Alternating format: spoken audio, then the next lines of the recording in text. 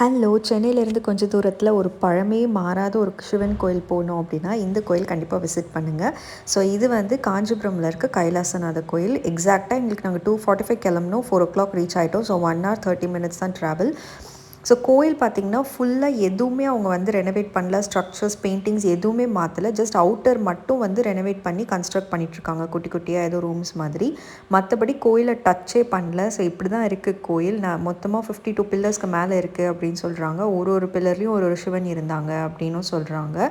So உள்ளே அந்த காவ் பண்ணியிருக்க சிற்பங்கள் முதற்கொண்டு அப்படியே இருக்குது. இதுதான் கோயில் சன்னதி டைம் வந்து 4 to 6:30 வரைக்கும்.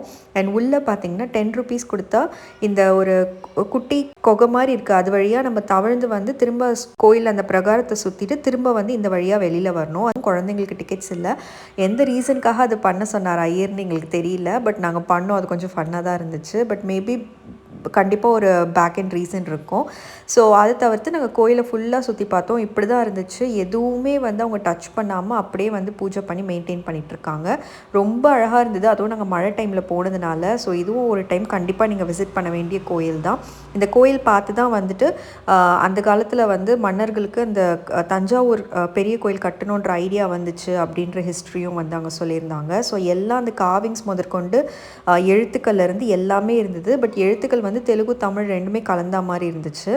ஸோ இந்த கோயிலை வந்து பார்க்கணும் அப்படின்னா கண்டிப்பாக ஒரு தடவை ஒரு ஹாஃப் டே ட்ரிப் மாதிரி நீங்கள் இதை கண்டிப்பாக பார்க்கலாம். ஸோ இந்த கோயில் முடித்து பார்த்ததுக்கப்புறம் எங்களுக்கு டைம் இருந்ததுனால பக்கத்தில் ஏகாம்பரேஸ்வரர் அப்படின்ற சிவன் கோயில் இருந்தது, அங்கேயும் போயிருந்தோம். ஸோ இது வந்து நம்ம ஊரில் இருக்க நார்மல் சிவன் கோயில் மாதிரி எல்லாம் நல்லா மெயின்டைன் பண்ணியிருந்தாங்க. ரொம்ப பெரிய கோயில் தான், ரொம்ப கூட்டமும் அதிகமாக இருந்துச்சு. 100 rupees டிக்கெட் அண்ட் ஃப்ரீ தரிசனம் ரெண்டுமே இருந்துச்சு.